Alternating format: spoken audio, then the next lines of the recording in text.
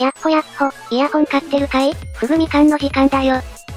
今回紹介するのは、JS Hi-Fi の新ケーブル、ラッキーだ。JS Hi-Fi は主に Amazon でイヤホン用リケーブルを販売している会社。優秀なケーブルからケレンに溢れるケーブルまで、幅広く揃えているぞ。今回紹介するラッキーは、金メッキと銀メッキがそれぞれ施された導線を、8芯で編み込んだケーブルだ。KZ が似たようなコンセプトのケーブルを発売してたり、それから、JS Hi-Fi の中でも、上位ケーブルとして、金銀メッキに加えて純銅の3つを4芯に編み込んだ、JS Hi-Fi サソリも存在する。ただ、ラッキーは、金メッキ、銀メッキが施された導線の2種類のケーブルのみを使っているので、サソリとはちょっと違う音になりそうだ。KZ に似たものがある、と言ったが、洗剤の柔らかさはラッキーの方が優れる。また、プラグ部分も軽量に作られていて、全体的に見た目より軽く、取り回しも良好だ。ラインナップは、埋め込み2ピンに対応可能な CIEM2 ピン端子と、それからいつもの MMCX の2択。でもって、プラグの大きさは、2.5mm、3.5mm、4.4mm から選択できるぞ。さて、金メッキ、銀メッキ、なんだか中二病をくすぐるような構成だけど、実際効き目はあるんだろうか？安心してくれ。ちゃんとある。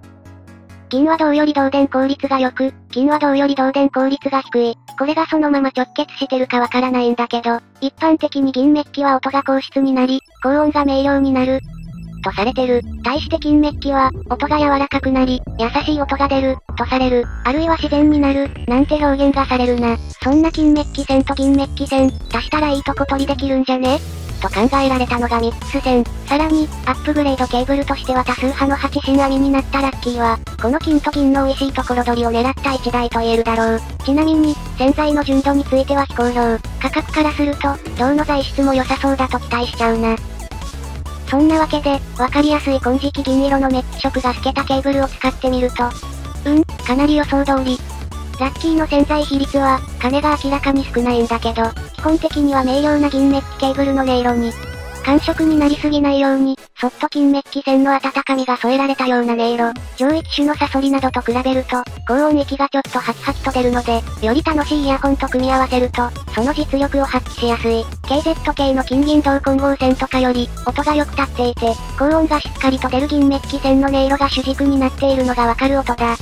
金メッキ線が含まれるケーブルは、もうちょっと柔らかいものが多かった印象なんだけど、ラッキーは高音域がかなり元気なまま、中音域以下に厚みが出るケーブルになっている。ボーカルは金メッキの厚み、温かみの影響を感じるので、そこが銀メッキだけのケーブルとの差だな。また、金メッキ線だからか、ここら辺の影響が強く、純銅線と比べて、各音域に対する影響が明確に出ている。全体的に力強いなり方になりやすく、銀メッキ線っぽさが強いけど、中音域以下も力強くしたい、という人におすすめだな。通常のミックス線と比べて、高音域と中音域以下の影響の違いがわかりやすい。そこら辺の音の温度差が出て欲しくない人は、ミックス線の方に選択肢が向くだろう。ラッキーは銀メッキが多めなこともあり、高音域の引き立ちが強め。でもって、純銅線より影響が強い印象の金メッキ線のおかげで、それ以外の音域も結構強調がくっきり分かれてる。聞き慣れた銀メッキの高音と、普段より強力な印象の、主張強めな低音域。メリハリがしっかりついたケーブルを探している人におすすめだな。個人的には、ハイブリッドや金属系コーティングが施されたダイナミックドライバ機、それからフル BA 機なんかにおすすめしたい音色だ。マルチドライバ機とかに組み合わせると面白そうだな。と、こんな感じ。正直、金メッキが混じってるので、もうちょっと温かみのある音かとも思ったんだが、イヤホンやケーブルは聞いてみるまでわからないな。そんなこと再発見してるから、ケーブルが際限なく増えていくんだよ。